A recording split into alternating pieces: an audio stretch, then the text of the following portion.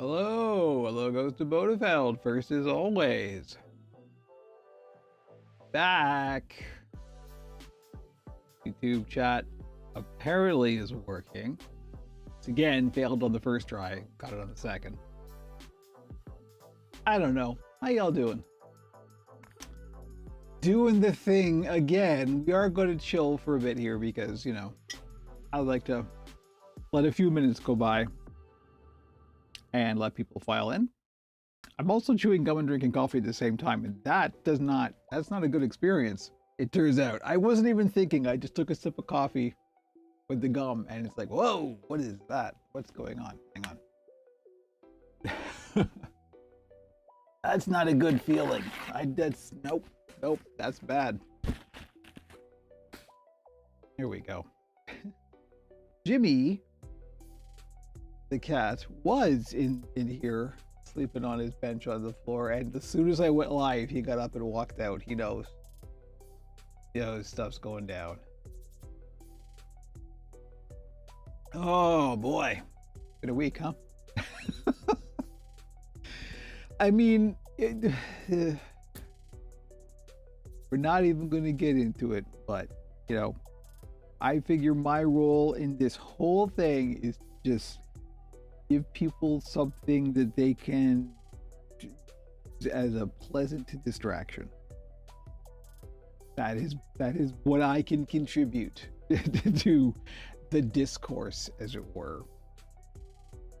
Yeah. Anyway, I hope you're good out there, Ghost of Bodefeld. Yeah, that's an understatement. Yeah. Anyway, where are you even gonna go from there? This is the chill. This is the timeline cleanse stream. That's it. That's what we're focusing on. Is, you know, there is a we're gonna talk about this on the podcast, FYI, or podcast recording tomorrow night. We talk about this a little bit already, but about like the negativity bias, about how just like too much social media, and it's not even necessarily the evils of the algorithm, although that is a large part of it. It is just that humans have a negativity bias, right? So that stuff builds up, and we just don't see, or don't remember, or don't imprint second the non-terrible stuff, because the monkey needs to know where the tiger is, right? And that's just built into our evolutionary function of the lizard brain. So it's okay, because we are in fact humans and can make choices and decisions. And so right now, I hope you choose to join me on this chill, hanging out, puppet building stream, because that's nice, pleasant, fun, and we all need some of that. So we're only 2 minutes in. I try to start a little bit early just to give people a chance to file in. We got some stuff to do today. I'm not sure how long we're gonna go, excuse me. Because what I have to do today isn't necessarily hugely time consuming. But nevertheless, it will still be instructive. So we got two things on the agenda for today. We have shooting the second half of the tutorial video that we started last week, which is the dyeing and carving foam. The foam is in fact done and ready for carving. So we'll be doing some of that today. And the second one is, this week I've been prototyping a new model for the shop, and I'm at a decision point. So we're gonna kind of talk through that and look at what I'm thinking. I'm not sure I'm 100% settled on it, so I'm kind of easing back a little bit on it, just to let it percolate a bit more. I think we're onto something. I just think that any further iterations need a bit more thought, but we'll get there momentarily. So yeah, we're just gonna chill.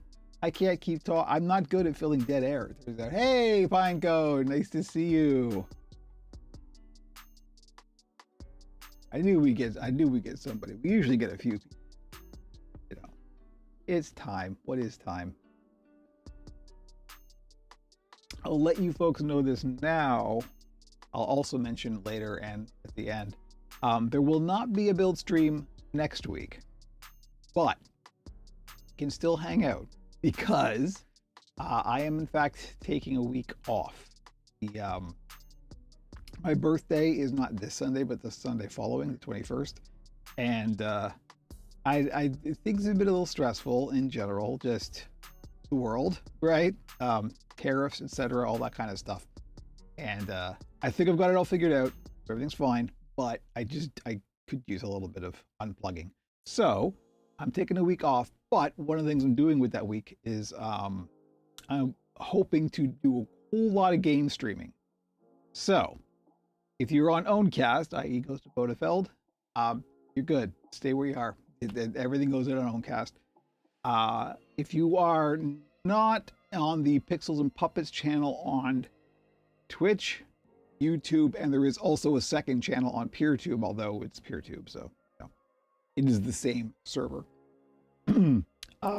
That's where I'll be streaming that stuff. Dylan, Stressed Potato, hello, nice to see you. Welcome, welcome, welcome. So yes, as I was just saying, in case you missed it, no build stream next week, but I will be doing a whole lot of game streaming next week because I'm just taking a week off and chilling. And so I figure that's a good time to do a whole bunch of game streaming. And not only am I streaming games, it's not only going to be Warframe. I have other things planned, although there will obviously be Warframe. But not only am I not just streaming Warframe, one of them isn't even a video game.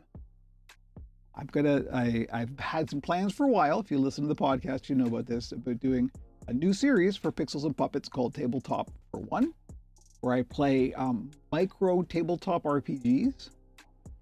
And that's one of the things I'm hoping to do next week. So I don't know when yet. I've got the game picked out. I'm pretty much ready to go. So we will see how that goes. Yeah, that's going to be one of the things for next week. So again, if you're on Owncast, you're good. Stay where you are. If you are on Twitch, YouTube, or PeerTube server, there's in all of those cases, there's a second channel called Pixels and Puppets. It's all linked off of the first, so just look for the link, it's right there. And that's where I'll be streaming all the game stuff. I like to keep the puppet stuff and the not puppet stuff kind of separate, just in case people don't want to watch me stream a video game. You know, it's understandable. You're here for the puppets, but there's other stuff too. Life can't be all puppets, unfortunately. Anyway, so yeah, that's what's going on next week. Yeah, and not only are there going to be tabletop games, they're like one of the things I've been getting interested in, and I think this is going to be useful and helpful for more people, is so I've been doing a lot of like soloable and GM-less tabletop role-playing games. I've always liked like Ironsworn, for example, a good example.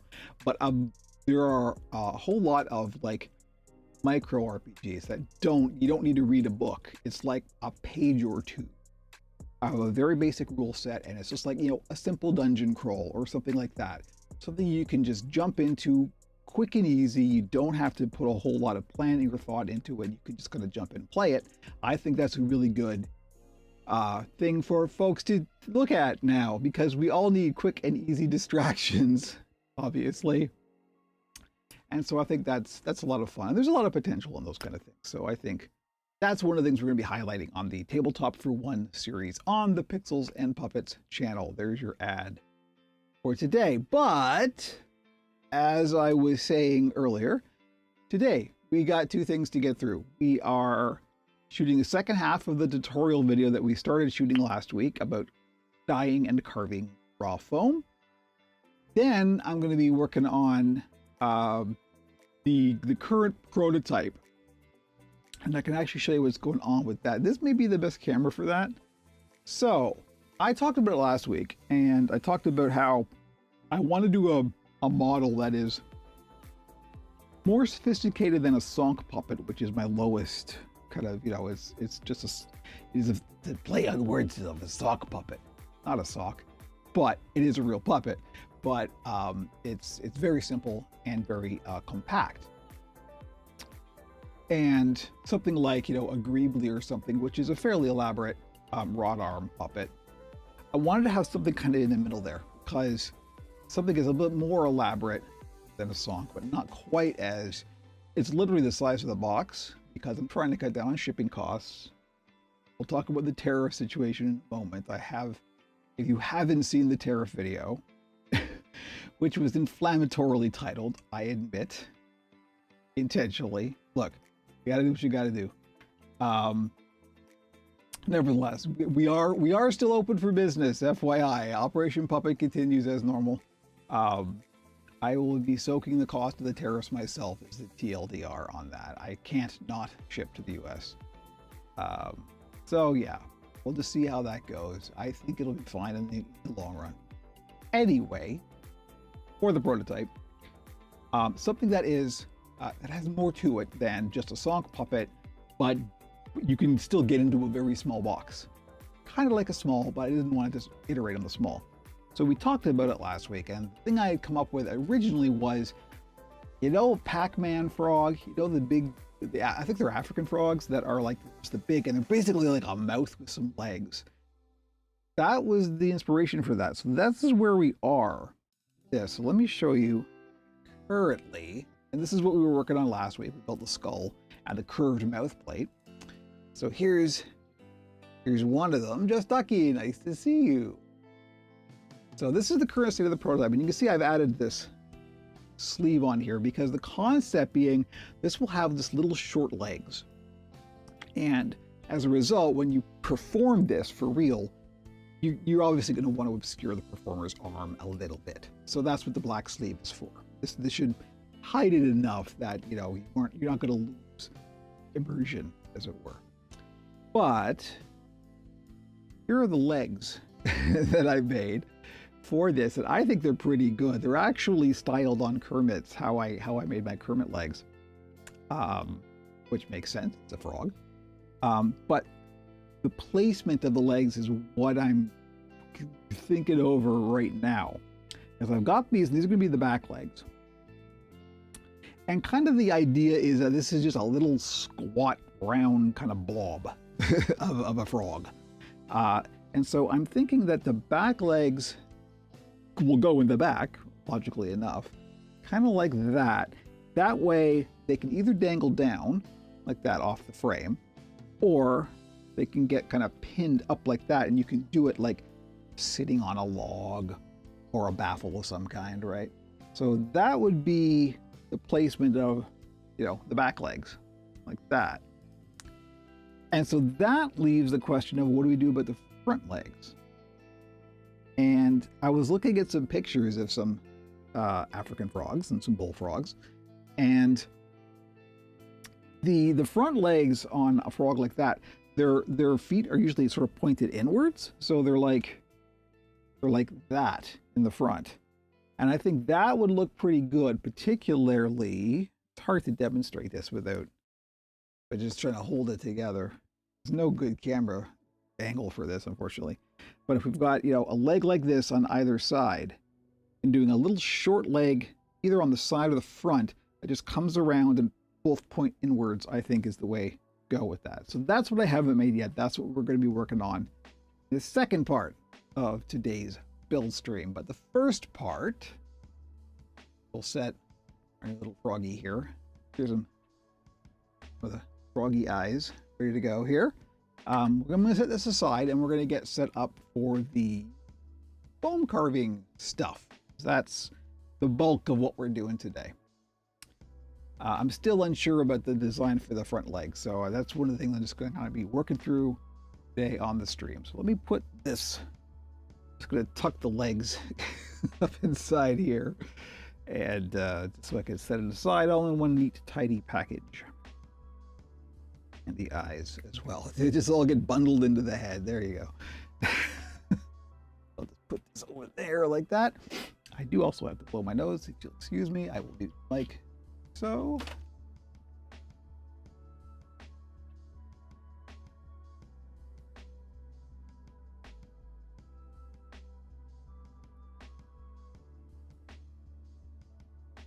Okay, and I'm going to get a lozenge for the talking of the words.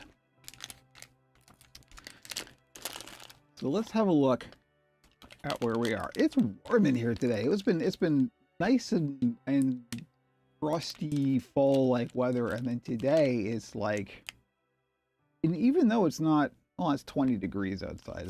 That's warm enough for me at least, but that's not like summer warm. But in this apartment, it's quite warm. We have a bit of a greenhouse effect. It's literally the placement of the sun, which way the wind is blowing. It's very odd. Quite warm in here. Probably too warm. But if I were to open the window, then the screaming children from the daycare downstairs would filter into the stream, and we'd rather not have that. I'll suffer for you. Just moving stuff out of the way here so we can have a nice clear work surface. I am going to need a little close-up handheld cam here, so we'll leave that on the table. We don't use for this. Okay, let's have a look at where we're at here. All kinds of fibers and stuff on the work table. But looking pretty good. Pretty good. Color balance is good for a change. So here's where we are with our foam from last week.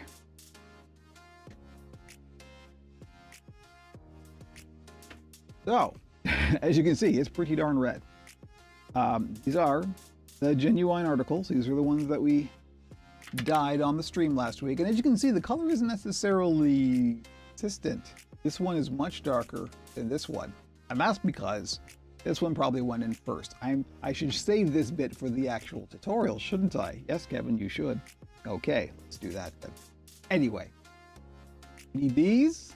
This is clearly where we're starting.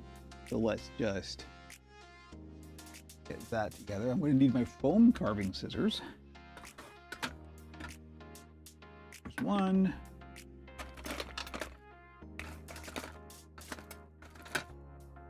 I actually have 3 sets of foam carving scissors of varying sizes, as you can see. And we're gonna need, oh, I'm gonna have to untangle a cable here. Hope I don't unplug something by mistake. There's a lot of tanglage here. See if I can do this tidily. There we go. This is our sweater defuzzer. Very handy for carving foam, but we will get there momentarily. So that's kind of it. Let me get the templates ready as well. Circle template and a tongue pattern, because we're going to be carving tongues. That is the objective for the second half of the tutorial video.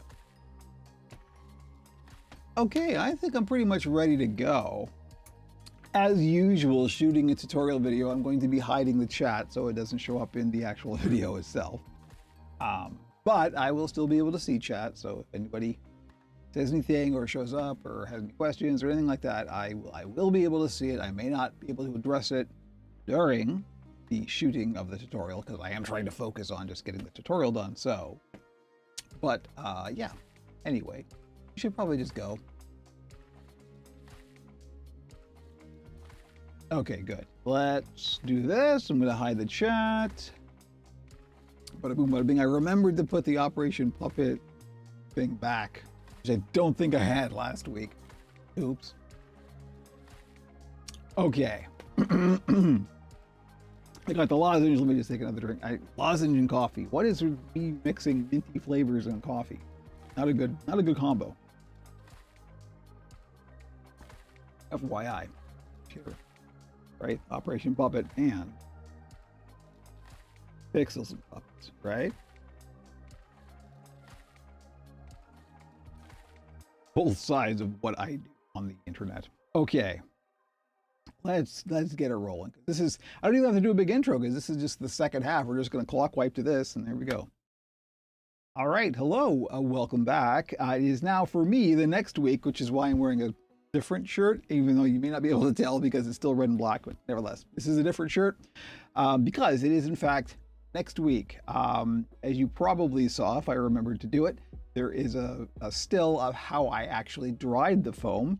We have these little drying hooks near a window in our kitchen, and I just sort of put them on there and let them sit for a couple of days and they get dried. And let's go to the overhead camera. So here we go. This is it. This is the foam that we dyed on stream last week. And as you can see, in fact, I can even put this together in something of a gradient, I think. Kind of like that. This looks like it's a little bit darker. Yeah, pretty close. So they're pretty good. The red is nice and deep. Now, if you're after a specific color, you will want to do some measuring and some testing. Figure out what your water to dye proportion should be. I'm usually not after a specific color. My mandate is make the foam red. So whatever I get is what I use, and that's fine.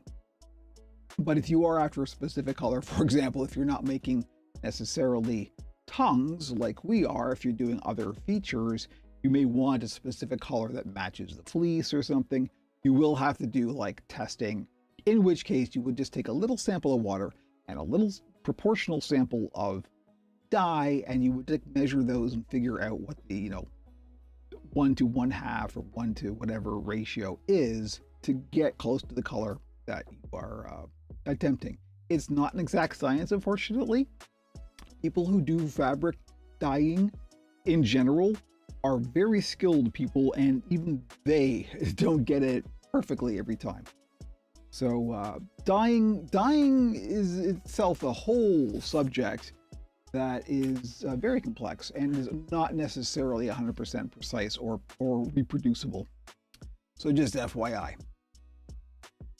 But in this case, we weren't going for a specific color. We just wanted to make the foam red. And as you see, we got a spectrum of colors. And it's not even all even. We've got some little blotchy bits in this. The reason that they're different colors is because this probably went in first, right? So this one, then this one, then this one, then this one. And if I look back on the video, I'll probably be able to tell because there are different shapes.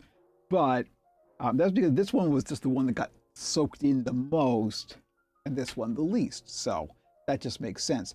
This one had no competition, as it were, in the bath to absorb as much of the liquid as it could, whereas these ones, the bin was getting more and more crowded. And the more crowded it gets, the less actual liquid is going to get absorbed. So that's how that works. That's why they're varying colors, which is why you do them in as big as sheets as possible, because the colors should be relatively even across a single sheet.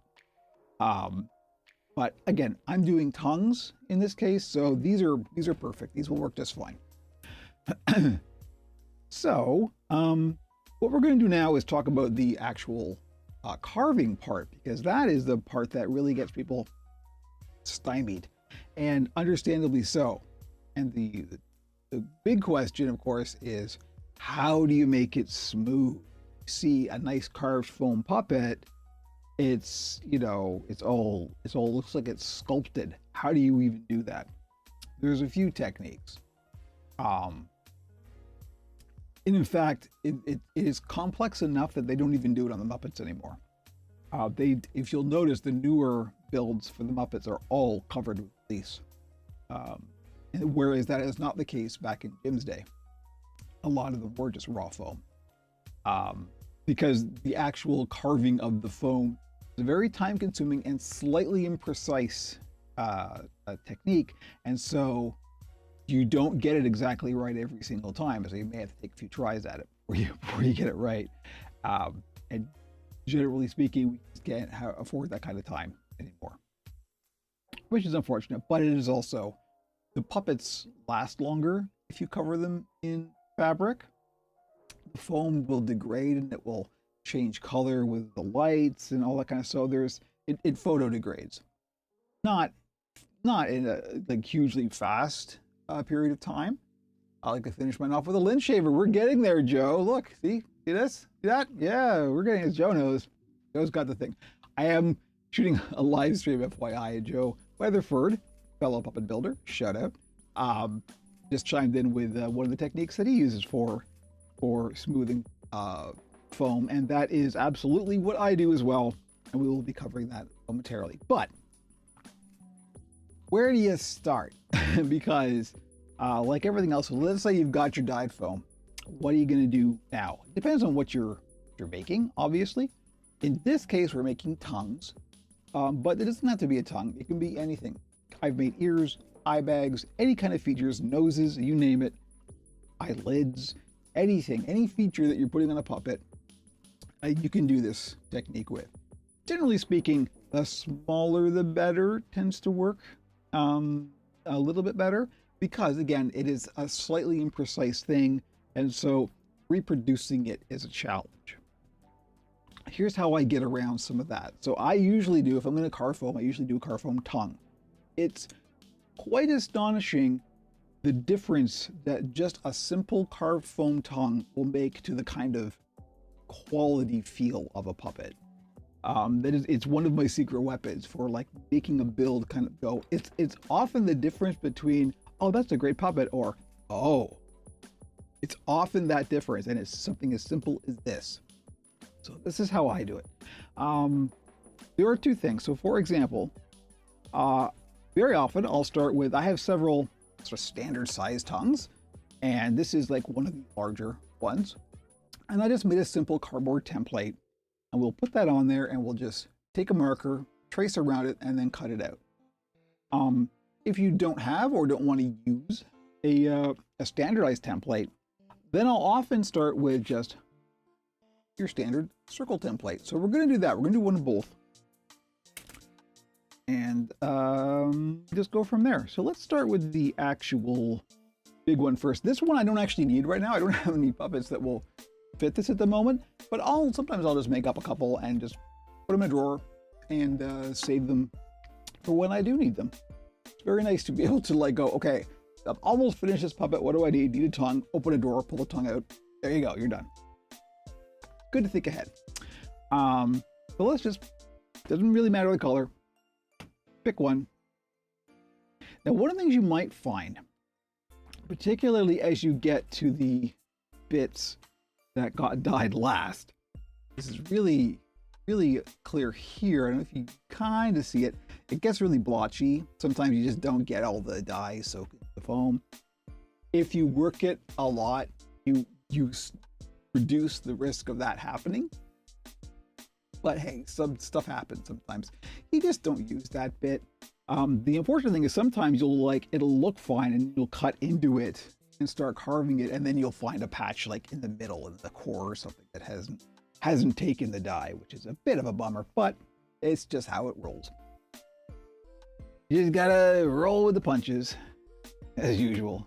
So we're just gonna take, doesn't really matter which one, any one.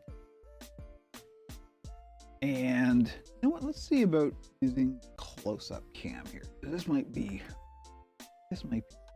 more useful. That's not bad, actually. Let's see if we can get that more or less on camera. I know it's upside down to you, but I actually need to see, or do I need to see this right side up? Not really.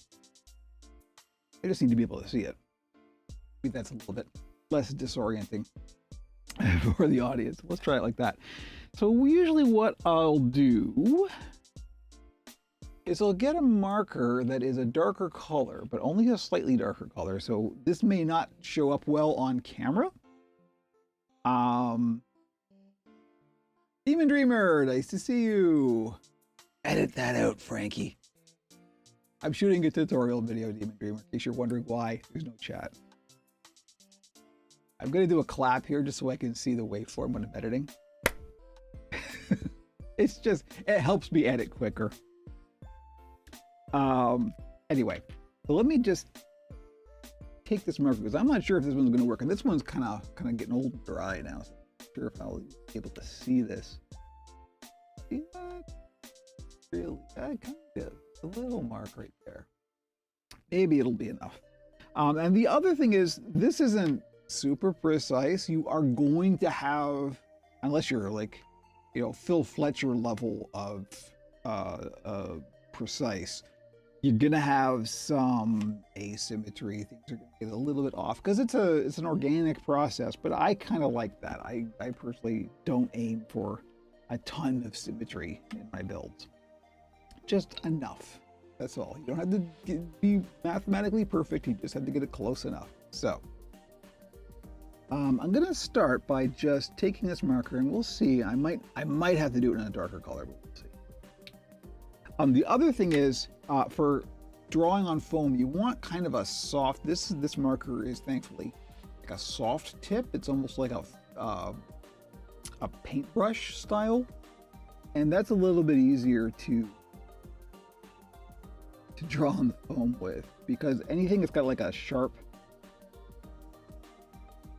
point, a little thin point, is gonna like catch on the foam. That's not great. You're probably not gonna be able to see this very well. I don't even know if I'll be able to see it. So let's just do it like this and see what we got.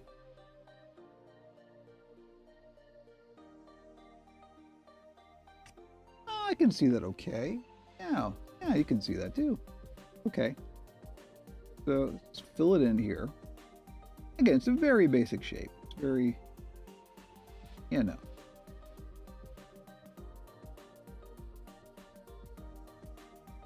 So, next part is let's talk about actual tools to carve the foam. This is important. So let's go back to the big overhead camera. You can see I have an array of scissors upon the work surface of varying sizes. These are my foam carving scissors. They are not expensive. Well, actually the middle one kind of is, but this is actually old and dull, so I retired it from cutting fabric and put it into my foam carving set. Foam will dull scissors like nothing else. It's basically sanding it. So do not want to use your good scissors that you use on fabric to do this. This is one of those, like, turn the chair around backwards and look seriously kind of thing. Do not use your expensive, very sharp scissors that you use on fabric, which you should have, on foam, because it will ruin them completely. You want relative junky scissors. You don't want absolute junk, but if you can get to sort of mid-tier, scissors can be pricey. The really good ones can be quite pricey. So get kind of like cheapish, but not the cheapest scissors. That's the kind of thing you want. So, as you can see, I've got 3 sizes here. And this one in particular is quite useful because you can see it's in fact curved.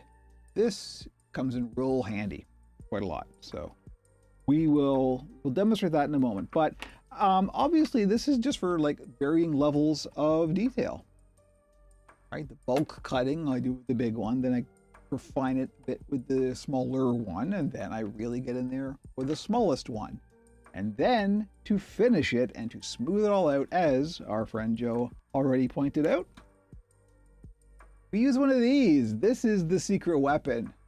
This is a sweater delinter, defuzzer. They're all called all kinds of different things. Basically, it's like how you sand a sweater. It is literally like a sanding rig. We've got this grill in the front here, and there's these little sort of metal blades behind it. And it just spins real fast, and the fibers can go in there, and then they get cut by the blades, and that's that. And then we've got the little reservoir here where the excuse me. Here we are. As you can see, I've been carving foam. This is just where all the stuff, all the fibers go. And yeah, very handy, very cheap. This is actually USB powered. I got to plug into a USB outlet. They make some noise, and hopefully you'll be able to hear that. But yeah, this is what I use to smooth and sand down. So what the process is we cut out the basic shape as even as we can, and then we start trimming it with increasingly smaller scissors until we get to a point where we think it's not going to be perfect. You're going to see, like, angles and corners and stuff, but then we can start using sweater defuzzer to smooth it out, sand it down. So that's how we're going to go. So let's take the big scissors. Maybe I should do this on close up cam? Yeah, let's try that. So you can see our shape here. So I'm just going to cut this out. I'm going to try and keep it on camera as much as I can, but I actually have to see what I'm doing. I'm old that I wear bifocal, so I have to get it real close.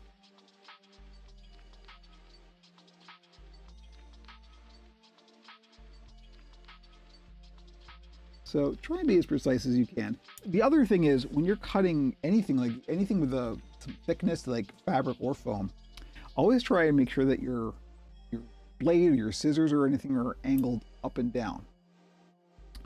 That's the other thing I should point out. A lot of times people will use, and this is not a bad thing to use at all, of course, a blade, a razor blade. Much like scissors will dull super quick on foam, this foam will completely destroy a razor blade. And so I tend to go, you know what, the scissors are enough because we are going to end up smoothing it out anyway.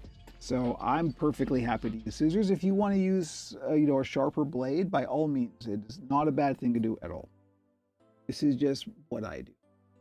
Remember, what I do is not necessarily what is canonical or anything like that. Is just what I do. What I have found works for my process. You will find what works for your process. Pretty good there.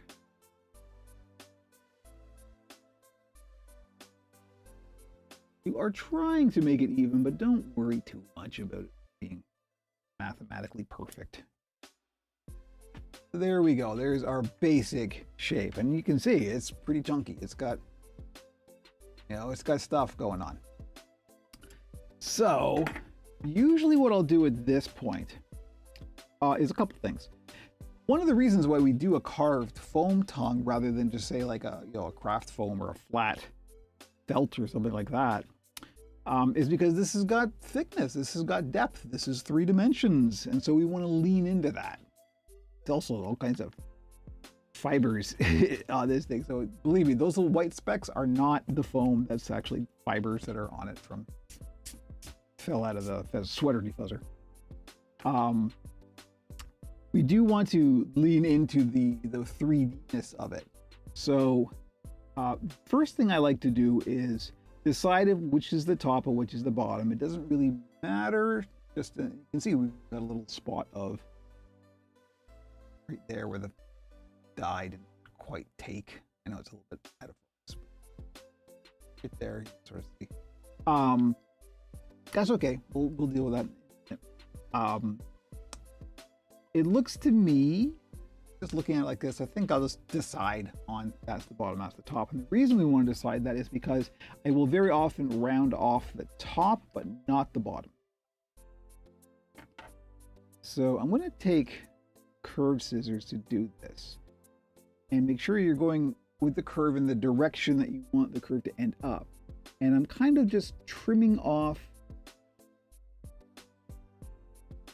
the corner, as it were.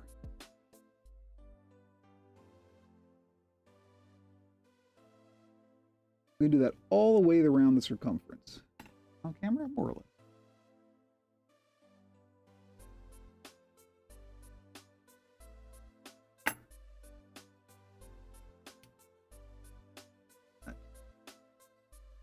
Get to a point where you're not quite all, don't pull it out because you'll put a little bit of a stem on there. So all I did was I just sort of beveled it, right? I just carved around the actual edge, and you can see the profile now, right? We've got this kind of beveled edge, and that's the goal. That's what we're looking for. So once I've got that, then I'll decide, like, okay, because this is a tongue, and A and B, it's got thickness, we want to lean into that. So we want there's a kind of dent in the middle, and we want to make that more, you know, we want to make a little line down this that isn't just drawn on, that's actually carved into the foam. This is a place where it's not a bad idea to use a razor blade. This blade is pretty dull anyway, so I'm going to go ahead and use it. You can also do this with scissors, but this is a little bit easier. I'm just going to carve it. I'm not going to go all the way through. I'm just going to carve a little kind of line in the surface here. I'm only going to go as deep as the kind of the vibe check says. All right, so there we go. We've got a little groove that we cut in there. And then we're going to take our small scissors and we're going to kind of carve that away, much like we did the bevel around the edge. And I know it looks real crude. Don't worry. We're going to all become clear. And the whole thing here is we're just smoothing it out as much as we can kind of see it visually and get a handle on it. We're just rounding everything out. And a technique to use for the scissors that's real good is you kind of push the foam in a little bit, cut, and then like lift away. The motion I'm doing here. You don't want to go too deep. You don't want to like cut real deep into it. You just want to get the surface. Take a little bit of practice, but you'll get it. So there, and you can kind of see already we're getting something, right? There's some nice profile happening here. And that's basically all I do for the actual carving part. We can go around and clean it up a little bit. Decide, okay, there's a little chunk off there we don't like. Just go around and trim it up. This is where the curved scissors come in real handy, because you can see it aids in creating smooth curve.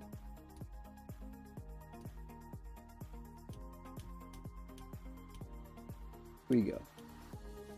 And there are people who are so good at foam carving that they can do like a whole puppet like this and get it really surprisingly smooth. And if you practice and you're patient with it, you'll be able to. I mean, there's a spot down here that's really quite smooth, and that's just from the scissors. You just keep working at it, being gentle. Don't rush. As always, this and all things, rushing ends up costing you time, not saving you time. Remember that, capitalism.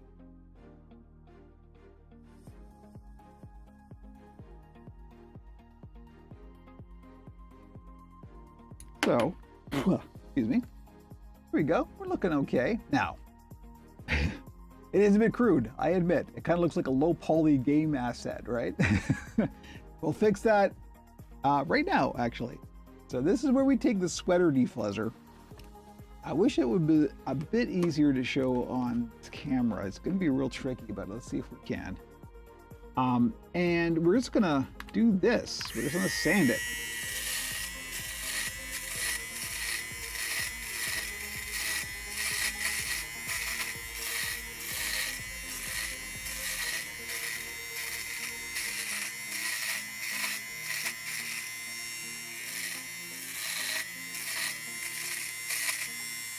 And it won't take much. You'll be surprised.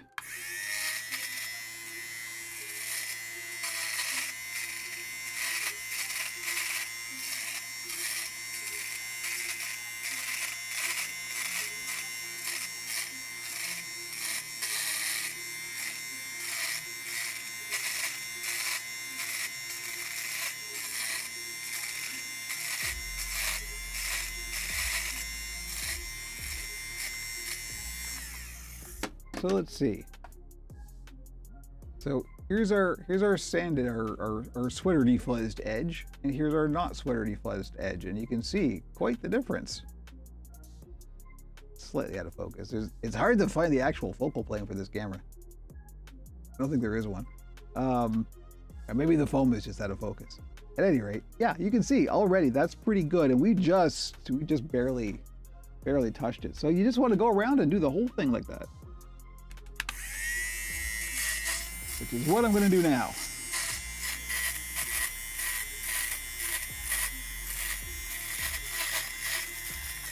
Crank Frankie, you may want to time lapse this part.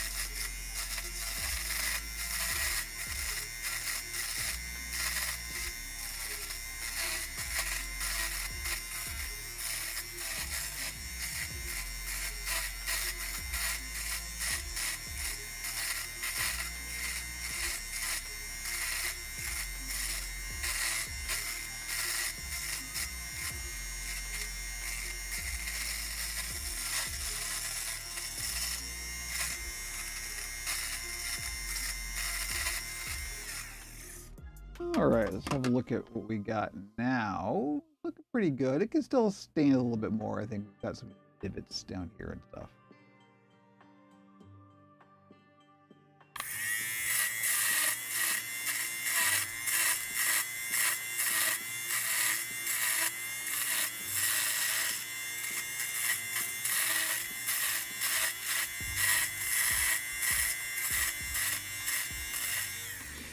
One thing you should take note of as you're doing this is you want to kind of go in different angles. Don't always push it against the sweater defuzzer in the same angle, because you'll create like streaks. You can kind of see some streaky bits on the bottom there. Just move it around at different angles. It's like sanding in one direction, right?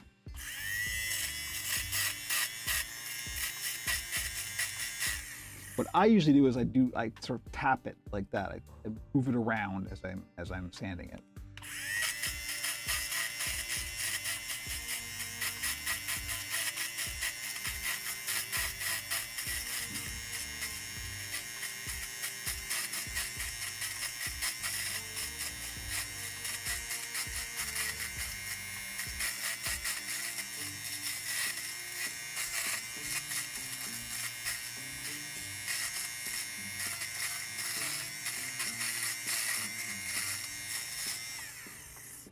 All right, we're gonna call this good enough for the moment. I may do a little bit more later, but just in the interest of moving on with the tutorial.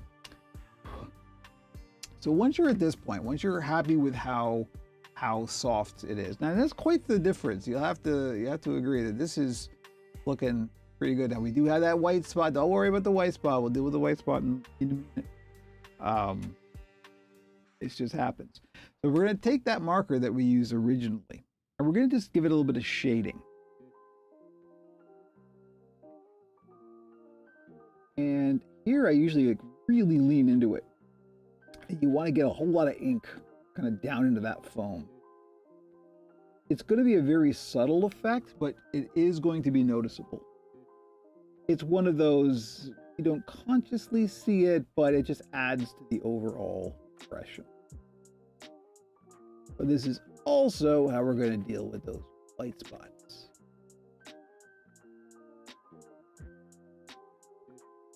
And if you want, you can get like different shades to go a bit darker. I know it's kind of hard to see on this camera. We're just going to go in here and just get those white spots obfuscated. This is a close enough color that you won't see.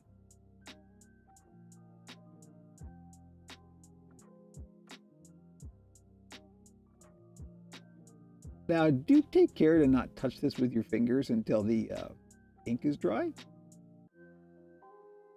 We'll get ink on your fingers. I think that could be a bit darker. Let me see if I've got a darker shade. Hopefully I do. Well, I mean, sometimes it's hard to tell if a shade's going to work or not. Let's see with this. Sometimes you just have to get in there and put it on and see what happens. I don't think I really have a dark enough red. This is some of the darker foam. Let's try this. Now here's an example of like, don't use this. This tip is very pointy and this is going to catch on the foam, but if I'm quick enough, I should be able to at least get some ink on there. That's not too bad. It is darkening. That is the point. You just want to make a little crevasse in here a bit darker. Just adds to the overall 3D-ness of it. And that's kind of it. That's where we are with the carved foam tongue. It's real simple. Those techniques you can use for anything. I've done ears. I've done, like I said, eye bags. In fact, I can even show you an example. Let's go to this camera of both eye bags and ears that were done with exactly this technique. And that is our good friend. It's Murray. So Murray here, Murray's eye bags and ears are both dyed carved foam. And these are just shaded with some marker, just like those, and exactly the same process. I just made a template that was a triangle, carved the foam exactly the same way, and that's it. The eye bags were even simpler because they're just circles, right? So that's it. That's all. That's all it took. Not bad, folks. Even you can do this. I believe in you. So there we go. There's how you can do more than just tongues. In fact, I didn't even do a carved foam tongue. I figured that this was enough carved foam for one puppet. So yeah, there we go. That is how you do it. Let me just show one last quick thing before we end the tutorial. So let's say you don't have a template. What do? I will often start with just a simple circle. If you need to draw a circle, you can get these very simple circle templates, or you can just use like, the bottom of a jar or something, whatever's going to make a circle. But even better, what I prefer to use is things like this. These are leather dies, leather punches, basically. These are for cutting out leather for leather tool. And so in this case, they're just like cookie cutters, basically. They're just metal with the blade on the bottom, and you just put this on, hit it with a mallet, and cut a really perfect circle. This is how Murray's eye bags are made. But what I haven't done yet, and what is going to be really fun, I think this is a worthy thing to do, is I got these, and I use these quite a lot for making regular flat tongues. These are heart-shaped. So we're already most of the way there to a tongue shape, right? We just got to round out the bottom, and that's it. So let's give that a go. Now, so I don't mess up my big mat on the work table here, I'm going to get a smaller cutting board to do this on, because we are going to well, you're going to make some noise, so warn the others in your household that you're about to make a big bang.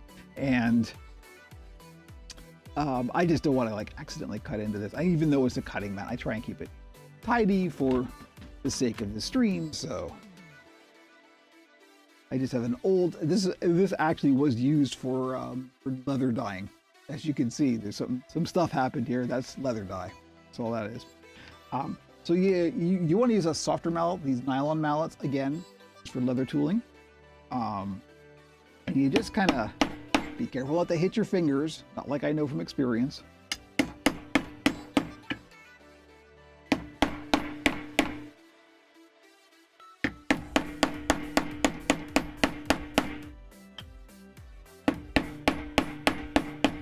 Just kind of get that going in there, and you want to make sure you get all the way through. Can take a few. Let's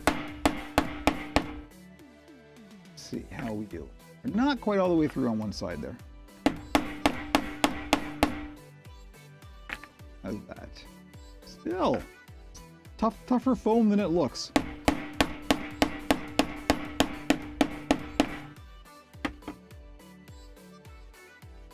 All right, there we go. That'll do. So now, well, look at what we got. We're like 9/10 of the way there. So, Demon Dreamer on the live stream just noticed the pin cushion. This was a gift for this was a stocking stuffer last Christmas for my wife. She knows me. What can I say? So yeah, this is pretty good. This has already done a lot of the work for us, hasn't it? I like that. So yeah, and these weren't expensive. I think these were like maybe like $20 or something from any leather tooling outlet. Tandy Leather, I know, is one of the more popular ones. So there we go. Let's have a look at this. Talk about quick. Not bad. Now, of course, this is way too pointy. You don't want it this pointy. But that's easy to deal with. You don't even have to. In fact, usually what I'll do for something like this, and I'll even do this with the craft foam that I usually use, to the first cut, if I want to make this rounded, is I'll go straight across. Which sounds counterintuitive, but we'll end up with something more even. You go straight across, and now we start rounding it out because we got to round out the rest of it anyway.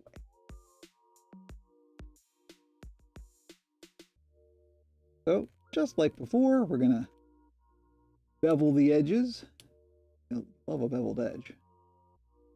Who doesn't love a beveled edge? If you say you don't love a beveled edge, get out of here.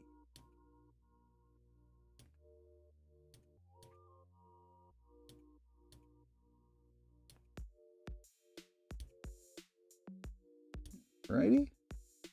And where this is going. Okay, and let's clear up our scrap here. Just like before, I'm going to cut a little groove in the middle.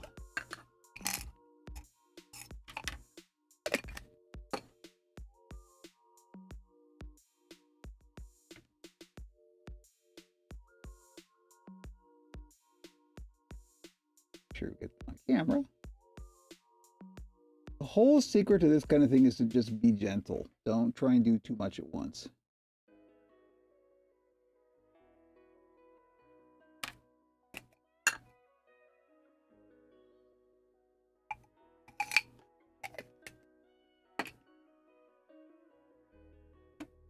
And then we're going to carve that out a little bit.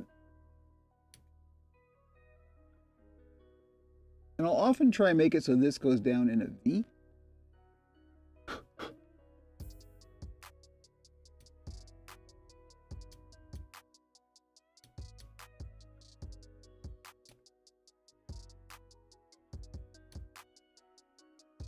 But again, feel free to experiment. There's probably all kinds of shapes that people don't normally use that would be great here. Don't feel limited by what I'm demonstrating. Play around and experiment. It's one of the joys of doing this. So there we go. I know we've got some white spots on the bottom. Once again, don't worry about that. We take care of it with our handy dandy marker.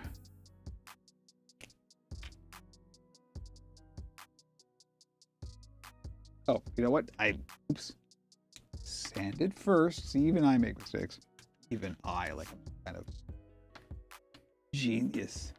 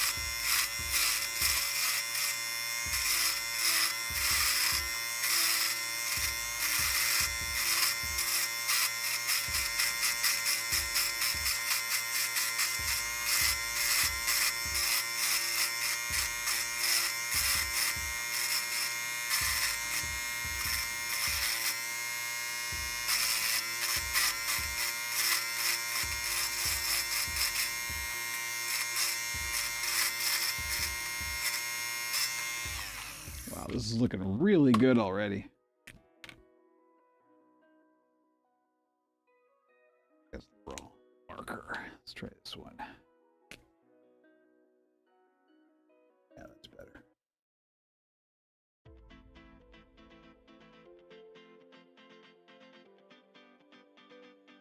Gonna add a little shading down the middle here. And like already that's pretty good. That is pretty good. All right. Well, there we go. That is it. Dyeing and carving simple foam right here for y'all. So that'll do it for this tips, tricks, and tutorials. Stay tuned as always for more. There's a big exciting one coming up. I'm not going to spoil what it is, but there's a big tips, tricks, and tutorials video coming up in a couple of weeks. Other than that, OperationPuppet.com for all of the links as usual, and we'll catch you next time. And we're out. And let me do that. Hey! Goodbye, Dylan, in case you're still watching. And hello, No Cadman. Nice to see you. Yeah, we've been back streaming for a while. I do try to do it on the reg. Doesn't always work that way, but when it does, it does. You know what? I'm going to stop recording. I am recording locally here as well. There's no point in going on from this point because I don't need this. Anyway, yeah, there we go. There's the tutorial video shot. So now, what time is it? Hey, that took an hour. We're at the halfway point, in which case I should refresh my coffee. Because habits are hard to break. So I'm going to be right back, and don't go nowhere.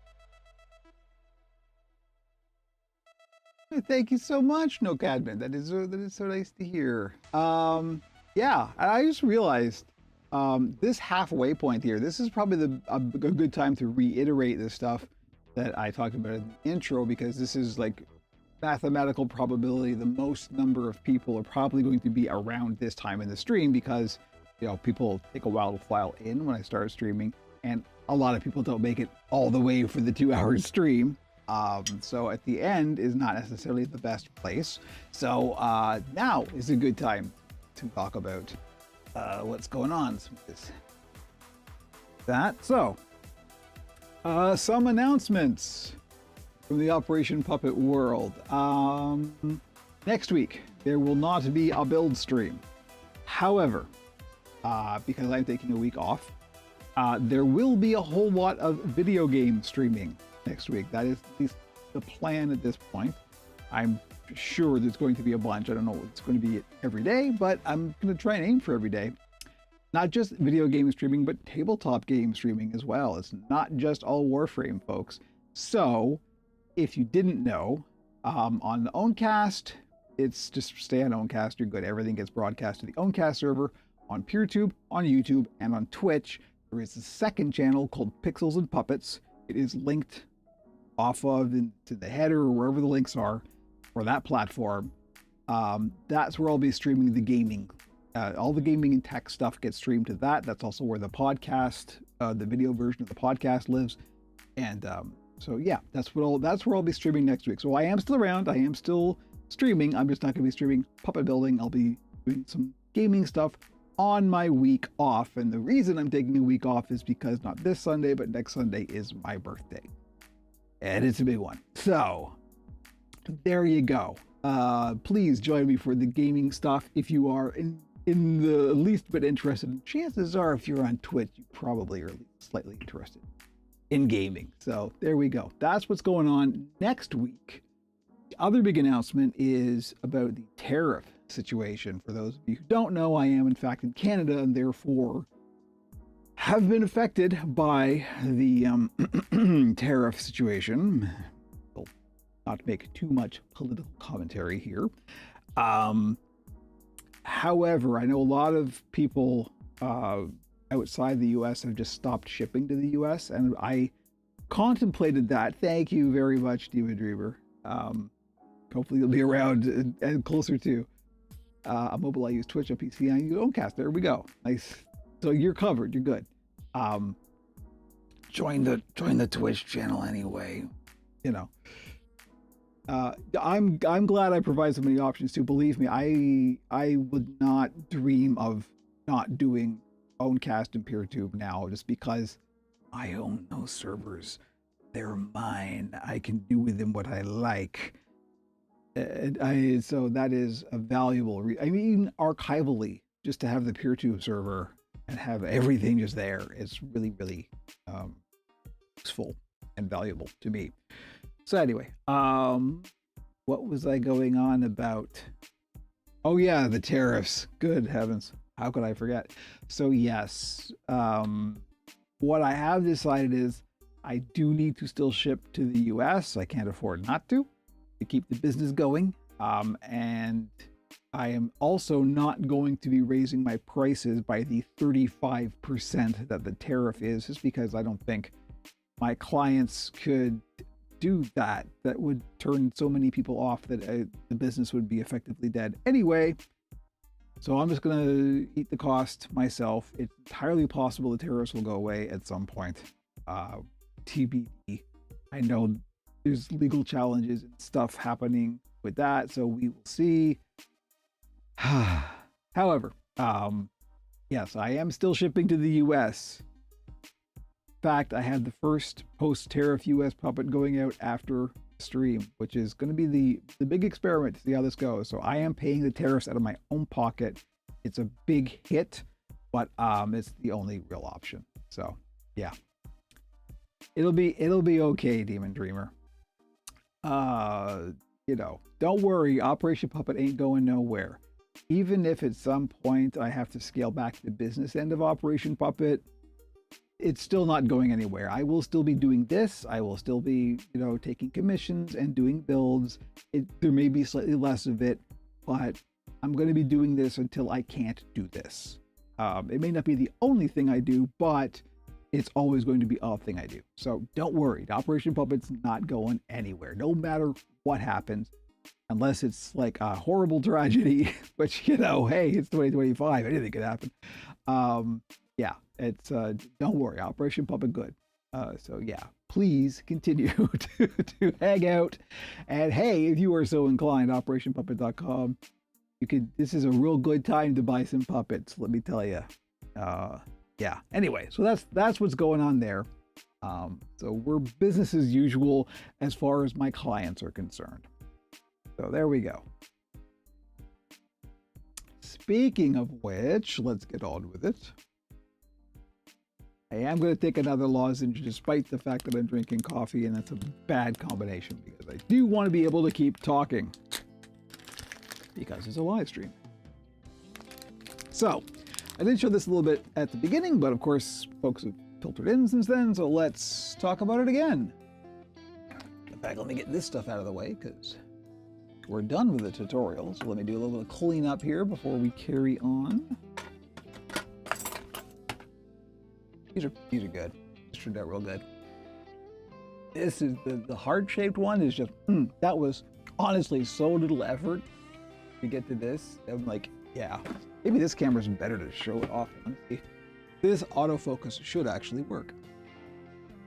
Yeah, I could probably smooth that out a little bit more, but it's still, that's pretty good. Not bad at all. Let's put that up on the shelf. And pull these out of the way. Okay, so puppets, huh? Yeah. So as I talked about last week, I am prototyping a new model, as it were, for the shop. Get these out here. And the idea behind it is that it is more sophisticated. There's a little more to it than a Sonk puppet, which is my lowest end, very, very simple puppet. And something like a rod arm puppet, like a Greebly or an Ernie or something like that, that is quite a bit more elaborate and also has arm rods. And so you have to put it in a larger box because you can't make the arm rods smaller. So the box has to be a minimum of like 18 inches long. And so we're trying to just get the shipping costs down. So my initial thought was, how small, other than my smalls, which are another good option in this direction, how small can I make a puppet that is like still got a lot of personality and it has something more to it, has like features that we can add, stuff like that. So I initially thought of what is commonly referred to as the Pac-Man frog, or I believe an African species of frog, that are these big, just round balls with a giant mouth. And that's the inspiration for this. So this is where we are currently. So yeah, we've got this our big old round head, and I did a curved mouth plate. We did work on this last week. And this sleeve here. And the sleeve is because the legs, I mean, the whole thing is going to be quite small. So the box this goes in can be quite small, and therefore the shipping quite low. That's the practical angle of this. But that means also that we've got some design challenges. But that's a good thing. We want to work with that and make this as interesting and fun as we can.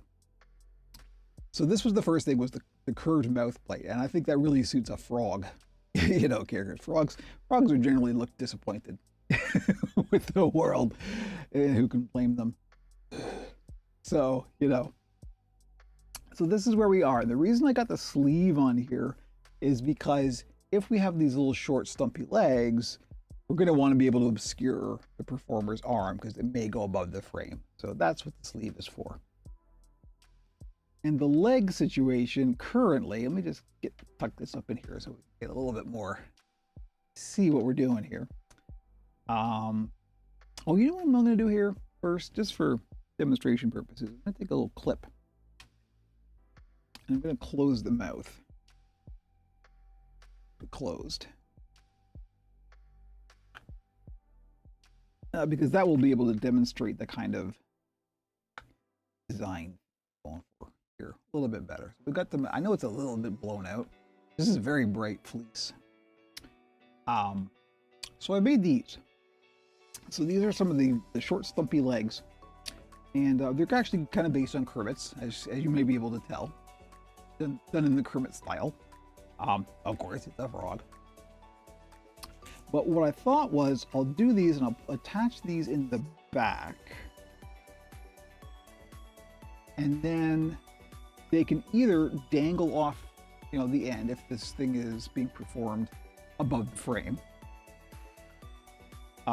Or they can get pinned up and kind of sit like that, and it can like sit on a log or a box or a baffle of some kind. Basically, I know it's hard to see because I'm trying to hold everything in place.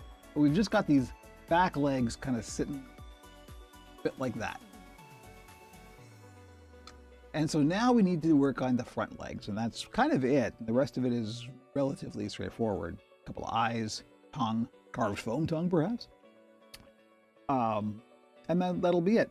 So for the front legs, and we don't want arm rods. That is one of the qualifications of this design, is no arm rods, so this can fit a quite small box.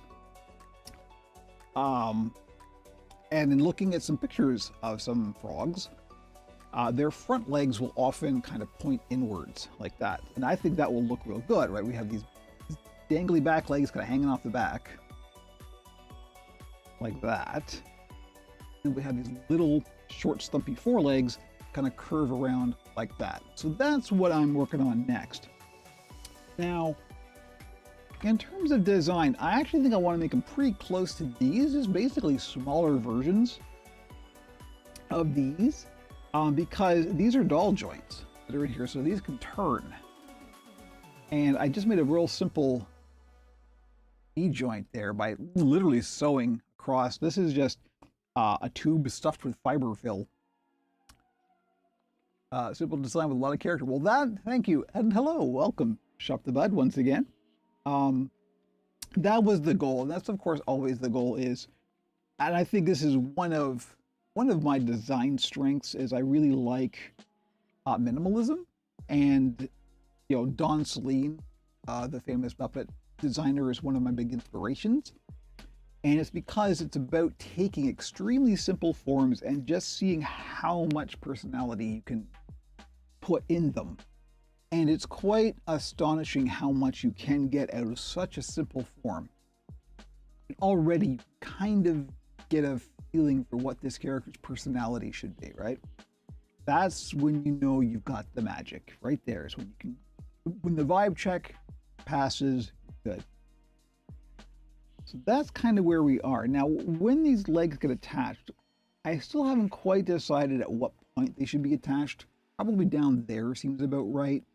I have to do some tests where I attach them temporarily and then actually do it on camera and see how the legs hang and stuff, because that's going to be one of the things that determines how long should the front legs be. Because when we want this character on camera above the frame being performed, we don't want to like see too much of below the puppet, right? That's what the sleeve is for. And so if the forelimbs are too long, they'll just kind of hang off the end. And so they need to be short enough that they're still in frame, but I also want them to be able to kind of flop around. So when the puppet's being performed, there'll be some secondary motion, right? There definitely will be these legs, and that's one of the reasons why we have this nice loose joint in here, because they flop around real good. Flopping around is a very useful thing to build into puppets. Jim Henson was always encouraging use of what he called secondary motion, and this is one of those examples where you just stuff happens on the puppet that the performer isn't even in charge of. It just physics takes over, because they're physical things, and that's one of the magic properties of puppets. So I think smaller versions of these is probably where I'm going with the forelimbs. Now, it's kind of tough because do I do the front feet like this, or do I make them more like hands? These would be quicker and simpler, which is one of the reasons I'm leaning in that direction, and it would also add some continuity. I'm just not sure that they would look that good when the puppet isn't sitting on something, right?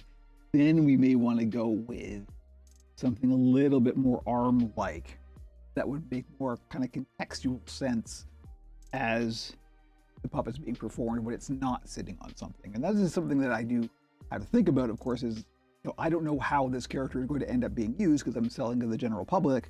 So I kind of build in options for the performer. It's just more useful that way. So I'm still not sure. So I think we're just going to start by making a couple of smaller than these tubes it reminds me of the Looney Tunes frog. Absolutely. Can't remember what the characters, there was actually a name for that character, but yes, the Hello My Baby frog, for sure. That frog has much thinner limbs. And I did contemplate doing quite thin limbs, but I think it would just look a little bit too alien. I wanted something a little bit more robust, you know, for this. So,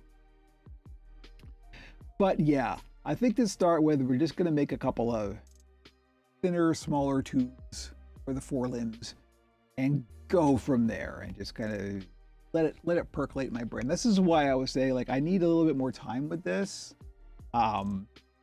It's not quite there yet. I think we'll get there for sure, but it hasn't passed my vibe check quite yet. We'll get there though. I'm liking where this is at currently. It's just, this is a vital part of it. This is what's going to pull the whole character together. So this is really important. I want to give it enough thought. But in the meantime, we can make a couple of tubes. That's easy. So these tubes, when I measured them out, I believe they were 4 inches total for the circumference, and you know, that's of course with the seam allowance as well. So we'll do these maybe 3 inches. I don't have much of this fleece. This is it. This is the only piece I have left, so I got to get this right, which is one of the reasons why I'm taking so much care about making sure I like the results. But the other thing is, this fleece is very textured on both sides, so it's kind of hard to draw on. I gotta be real careful. This is also just the prototype.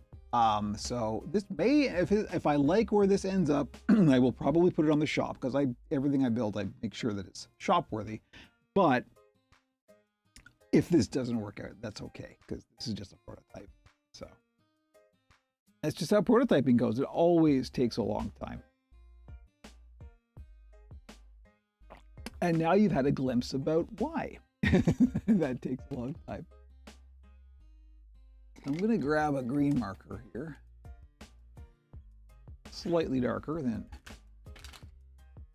this extremely bright, almost lime-colored fleece.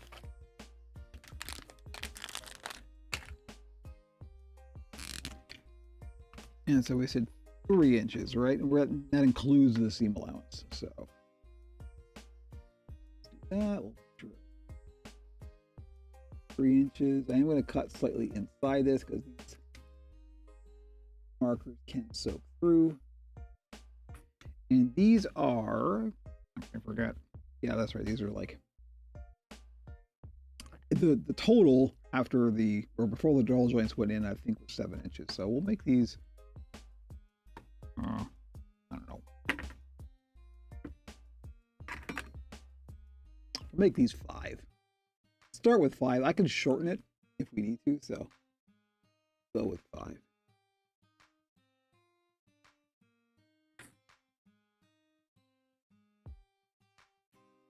The nice thing about the 3-inch thing is that's how wide this dressmaker's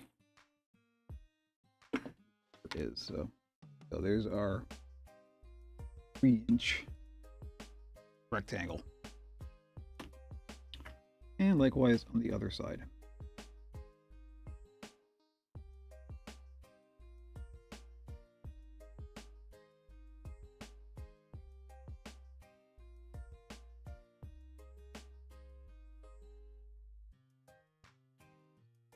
One of the reasons why I'm thinking that I will do the front limbs with the foot/hand similar to these is because we do want it at this kind of an angle, because to get the frog with its front limbs both pointed in like that, we are going to need some flat limbs. So I am inclined to do the front legs just like this. So let's cut that out.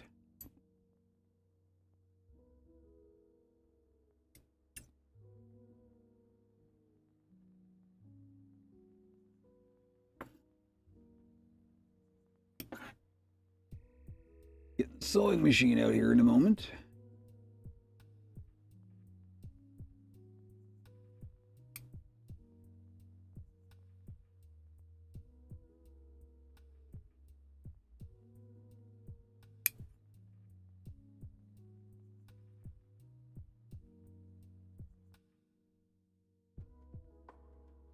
Is it still on camera? Yes, it is. I get, I'm working it, so I don't remember I gotta keep things on camera. And this will cut in half, and there's our 4-limb tubes. So, for the front feet, I am going to call them feet because these are feet. And I mean, if the principal intention of this character is to be like sitting on an object, like a log or a box or something, let's make them like feet. Let's do it like that. I'm making an executive decision here now. First thing I'm going to do is I'm going to actually fold these in half and clip them up and get the tubes ready to be sewn.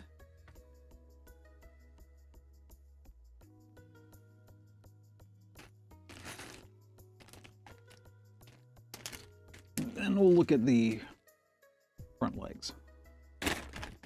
Now, question currently on my mind with the front feet are how big should they be? My initial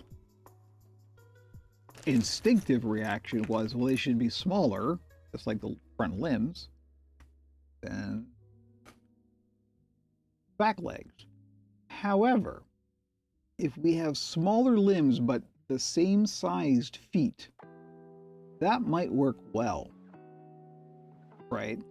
That will kind of drive home the point of the front limbs pointing in, back limbs pointing out. Let me try that.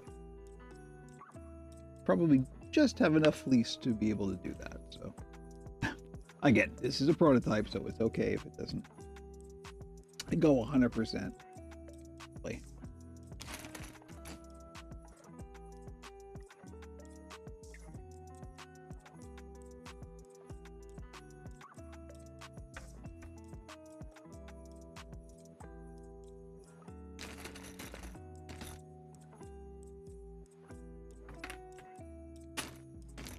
Okay, so I'm going to try it like that. I'm going to try it with the same size feet, and we'll see if that does look okay. And if it doesn't, I should have enough to make a smaller pair. This doesn't take that much. So let me see. Here we are. This is the little cardboard template I made for those feet. So we just need more of this. Kevin, where is the green sticky back craft foam that I used for the bottom of the feet? Right here. Here we go. Okay. So this is all I did for these, was I just traced these out. This is just craft foam that has a big sticker on the back of it. I use this for quite a lot of things. Usually the black stuff for the eyeliner. But other colors are available. So we're just going to trace this out. And you know what? I'll be able to kind of get do a vibe check on the front legs before I cut the fleece, just by holding up these templates and seeing how it be.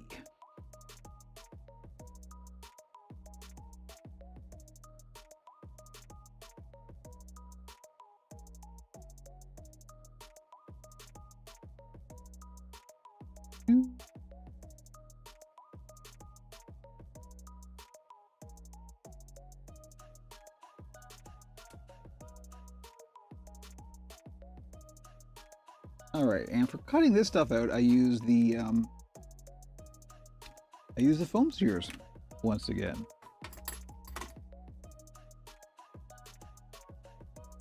Because it is foam. Different density of foam, but it is foam. Foam be foam. You have bubbles connected in some kind of medium, that's foam.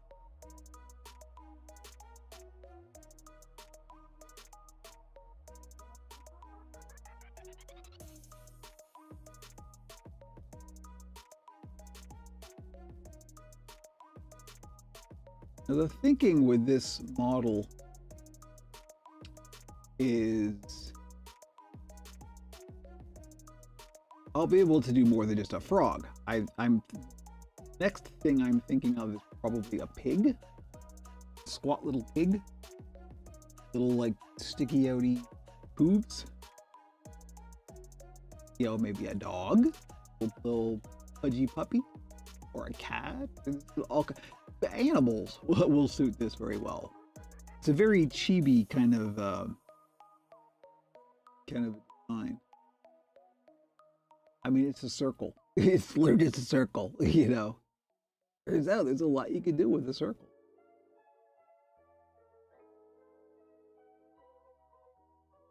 Never be afraid of simplicity. What tabletop games are you playing? So I've had this idea for a series for a long time, and we're finally going to do it on Pixels and Puppets, called Tabletop for One.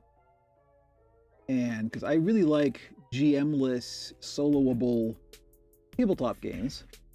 My first was Iron Sword, which is a fantastic game, but there's also a lot to it. So I'm looking at various like micro RPGs, little like very small, sometimes as small as 1 page rule set.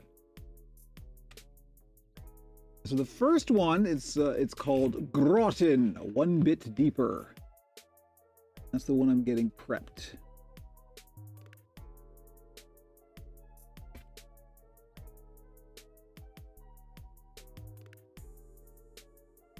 And these are often by small indie developers as well.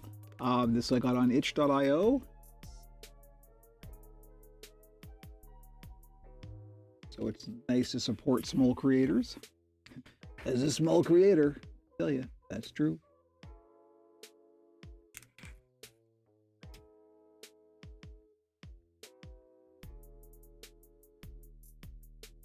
And there are going to be a lot of like dungeon crawly type, you know, like generate a random dungeon, go into a room, see what's in there, that kind of thing.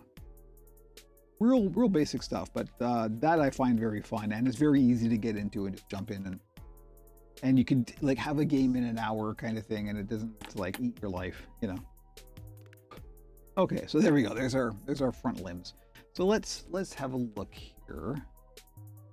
This is actually better if I put it on the table. I know that you can't really see this. Hang on, we see.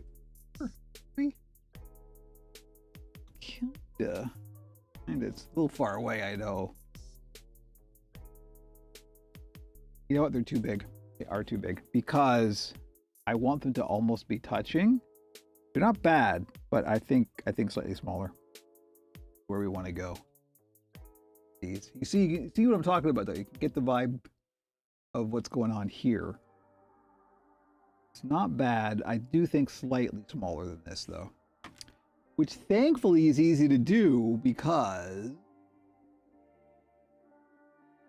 you can literally just trace inside this and cut it out, and we haven't lost anything.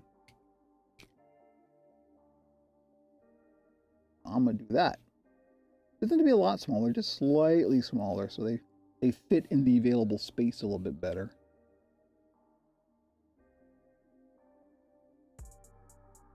Isn't this fun? You see, this is me working like in real time right here. This is how I do stuff. Pulling back the curtain on Operation Puppet.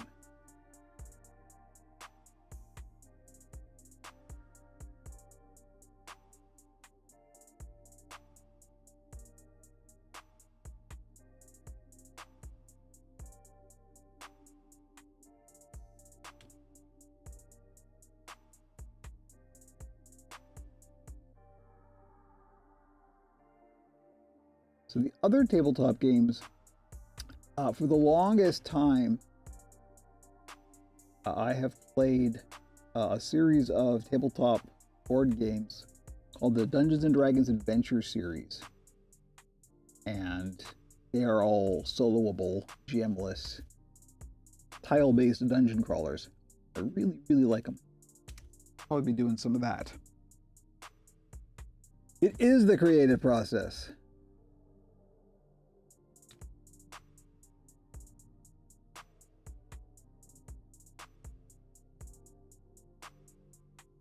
Matter of fact, before Operation Puppet,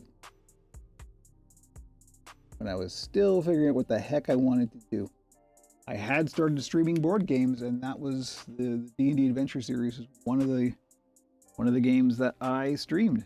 You can still find it online. Be aware, maybe we'll reveal that during Tabletop for One.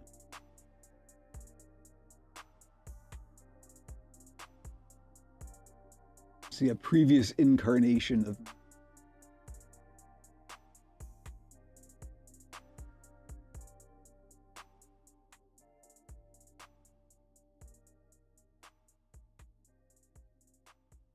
and Leia on our Discord server. Join the Discord, FYI.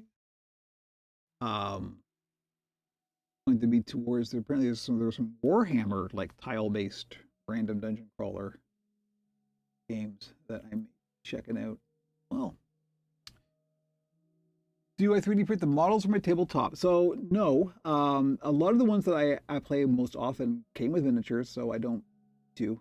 And for the stream, I'm going to be doing a lot of Tabletop Simulator.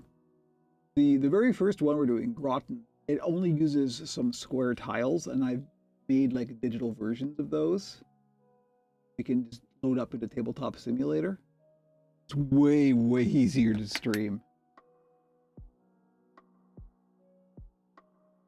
So that's what we're starting out with. We may get more elaborate depending on the popularity of how it goes, but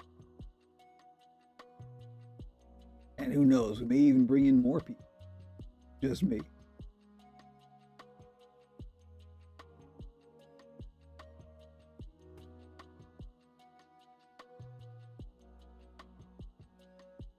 Completely blow the concept of Tabletop for One.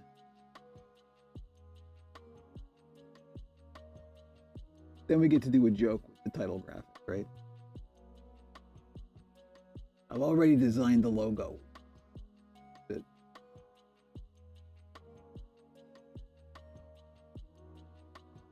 Most important thing is the design of the logo.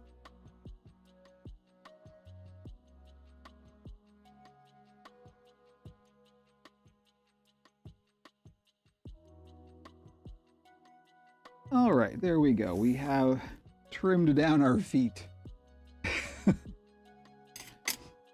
My 3D printer wouldn't be very good for printing miniatures anyway because it's filament based, and so you can't get the very good detail and you need supports and all that kind of thing. You really want a resin printer for that kind of stuff. Okay, let's have a look at where we are now. Yeah, that's better. That is, oh yeah, no, that's, we are on to something here, I think. Yeah, that's gonna look good. So we really just need very, very short limbs, unless we bend them around. I'll go with what we got, and we can shorten them if we need to. There we go. So the next step, I could start with these, but let's just get the sewing part out of the way, because these don't actually get sewn. These are all glue. So let's get the sewing part out of the way, because goodness knows I don't want the sewing part, but you know. Machine's scary. It makes loud noises. We're almost at time, too.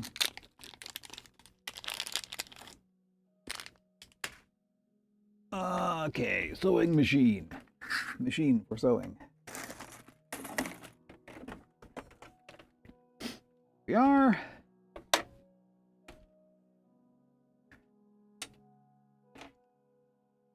I'm not going to bother going to the close-up camera for this because it's literally just one line. It's just a tube. What would be the point? What will you learn? Nothing.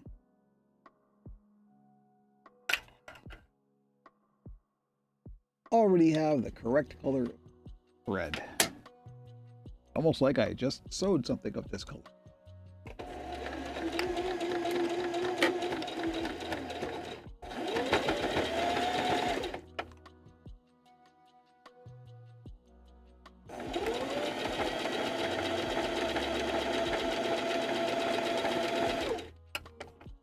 I think these are too long, I can tell right now.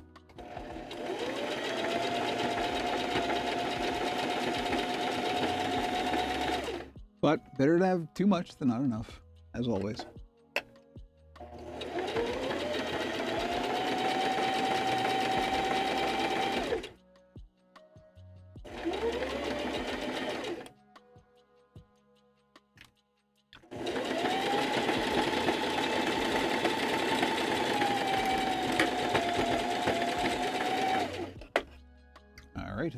one tube.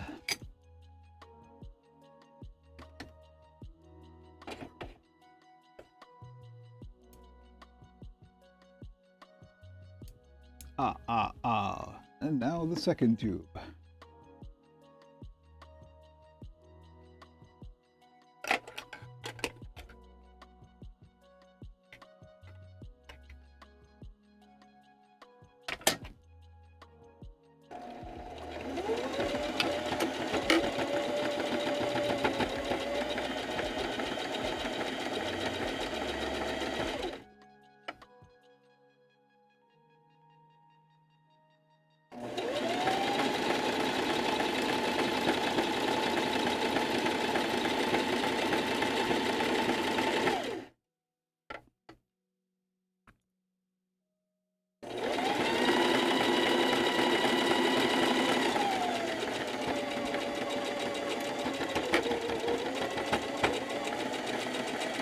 Okay, here we go.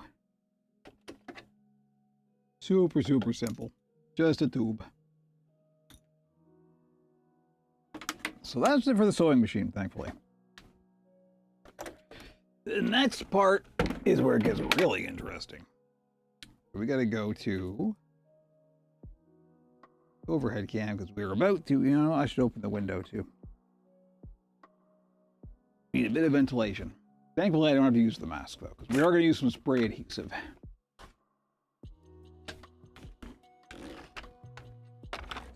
Okay. Hopefully, the screaming children will stay indoors for the duration of this. So, I got a piece of cardboard here, and this just acts as a baffle to protect my work surface. I really need to get a new cardboard box for doing this. This is not helpful. It just falls apart. Look at this. You want to be able to see it. Let me see. Good Lord. All right, that'll do. So what I do for these, first thing I want to do is get a couple of dowel joints in there, which I will do. Let me see, can I use these sides? I got two sizes, and one might be too big and one might be too small. That's just a little bit too big. We'll have to go with too small.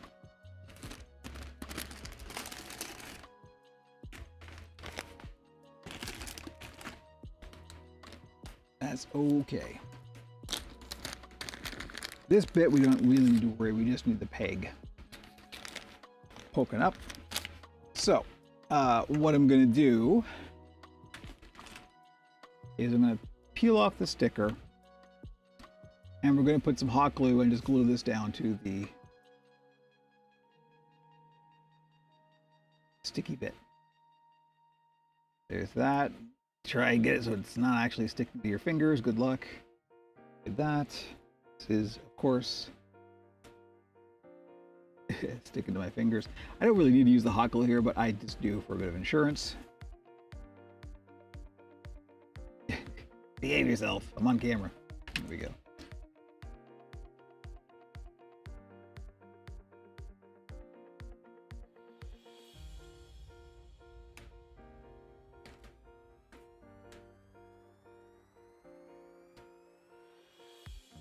Okay, so I'm just gonna put a little hot glue on the bottom of our dowel joint peg here. Plop that down into place. This just goes right at the heel.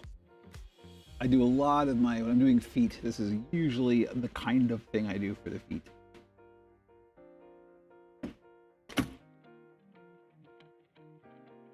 You want to let that sit for a minute, let that glue kind of set up. And so we got a couple of dowel joints there at the heel. Now we get a piece of fleece that is slightly bigger than the overall size of our feet. This is where we gotta be real judicious because we don't have a whole lot of this fleece.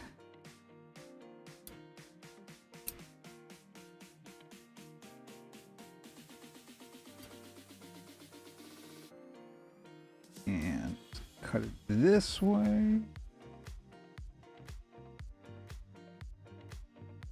This fleece does have a slightly fuzzier side, so that's the side I'm putting on the outside.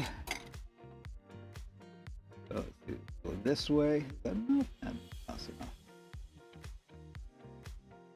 It's actually too wide. I could probably cut this in half and still get away with it. Let's see. You don't want too much extra because there's no point. You're just going to be trimming it away. Go with that.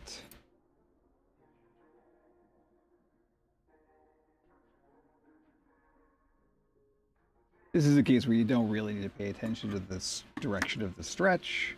Also, this stuff doesn't really have a lot of stretch. Not the best fleece I've ever used.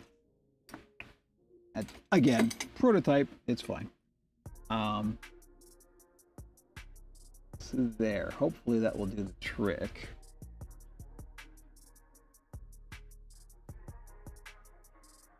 So what we're gonna do is we're gonna put some spray adhesive on the two pieces. Then we're going to lay those two pieces over top, press them all down, and then trim them. And it will stick to these because of the spray adhesive, and also this is a sticker, all right? So it should seal it up quite well. So we're gonna get our spray adhesive here. Probably not a bad idea to use gloves as well. Let me just do the safety first thing. I can't lecture you unless I actually do it myself.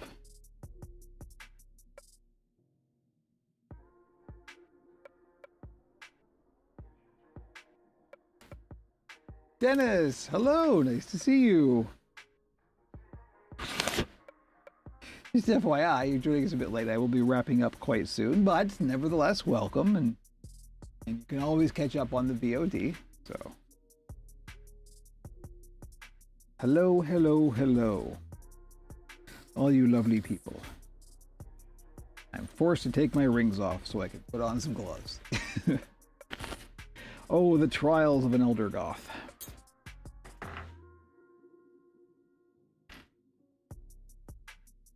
Okay, gloves on. You don't want to get glue on your hands.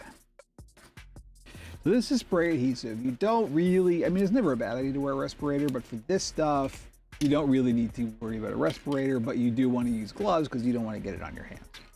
It's just because you don't want to get glue on your hands. Why would you want to get glue on your hands? Okay, so we're just gonna, don't soak it too much, but get it evenly coated.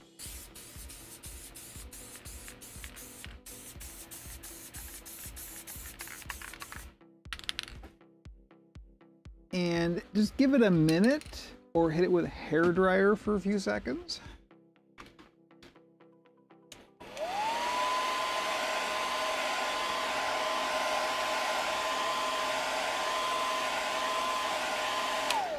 You don't want to let it dry out as much as you would like contact cement. You want to keep this still kind of wet. But we're just going to lay this over the top, hopefully evenly. Just gently press it down and right around that doll joint.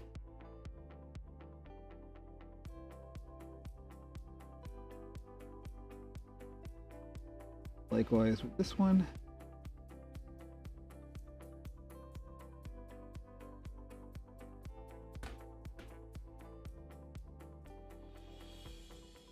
Elmer's glue is okay to get on your hands. It's fun to peel off, my opinion. You're absolutely right. And Elmer's glue, like white glue, that's actually non-toxic. You can, yeah, that's fine. Like the stuff that you would use for styling fur, for example, that I use for styling fur. Your standard white glue is, as long as it says non-toxic, then it's non-toxic, and it's okay to get on your hands. Okay, there we go. So what we're gonna do is we're gonna pick this up, and you can see now we got this whole deal. If it's not glued to the surface. Okay, so now I'm gonna take some non-stick scissors, and we're just going to trim around the edges here. This is how I make my Kermit's feet, FYI.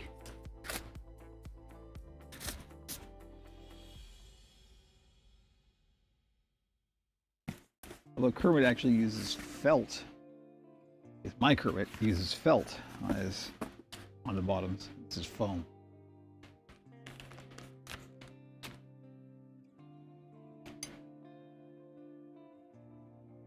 So, and I just trim right up to the edge. This is Teflon coated scissors. They're non-stick, so if there's a little bit of glue on there, it's okay.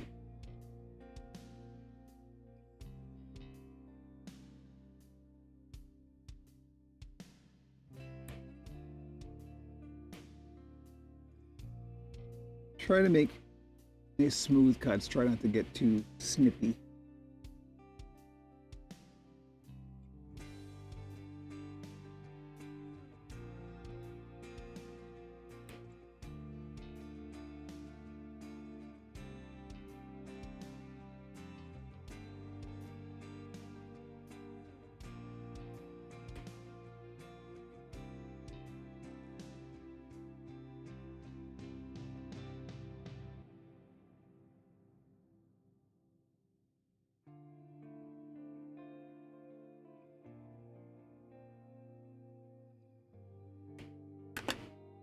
And then I'll just like kind of pinch down the edges,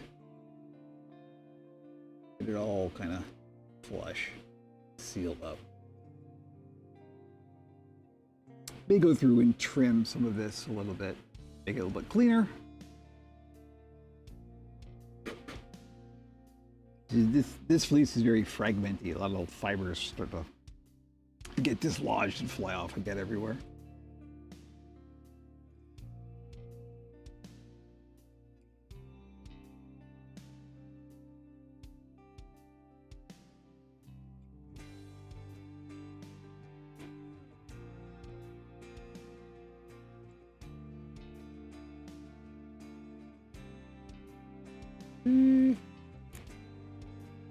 Like so.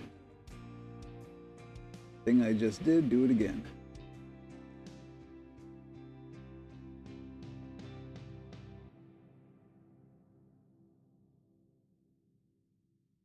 Okay, here we go. Oops, we want that foot. Keep it there.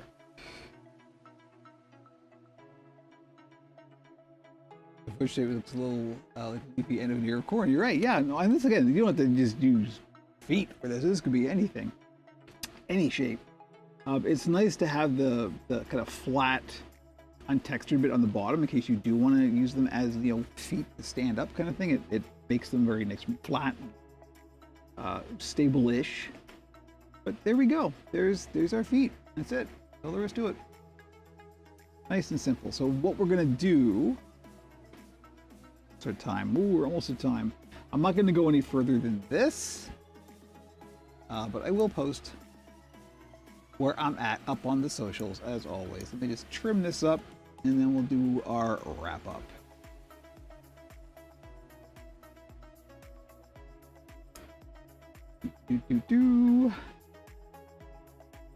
So basically all I'm going to do is I'm going to turn these inside out, stuff them with fiberfill, sew them across when they're turned, FYI, sew them across so there is a very clear joint like that, and then glue some the other halves of the doll joints at the top, and that's it.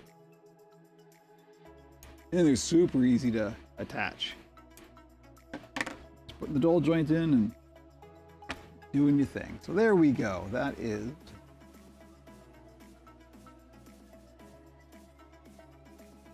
do I have any massive puppets that I pilot like a mech? I wish. No. In fact, I actually aim for doing puppets as small as possible. That is literally what we're working on here. Is the smaller, the better. No, big. I've never done a big like walk around like a Sweden's level of, you know. That would be a fun challenge. If I had the resources to do so, I probably would. But yeah, so no is the answer. But I would absolutely do that for sure. Okay, well, that'll do it. We're at time for the stream. So, thank you everybody as always for hanging out.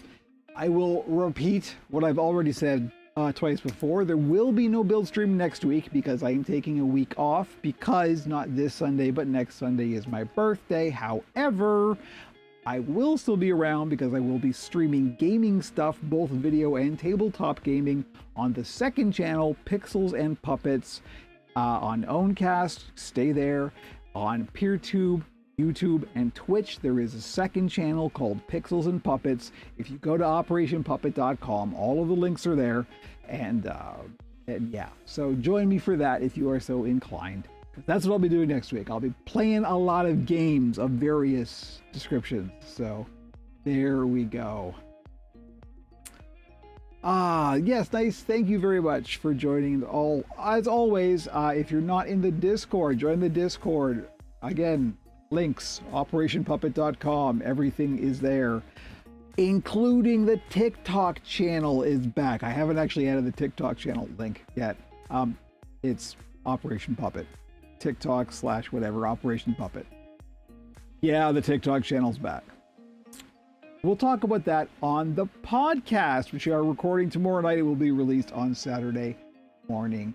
Thank you very much, everybody. I'm going to go and have some lunch and then continue working on this little frog. So, have a good day. Have a good weekend. Hopefully, we'll see you at some point during the next week. And do listen to the podcast, OperationPuppet.com. I'll say it again. Gotta say it at least 3 times or else people won't remember. Anyway, have a good day, everybody.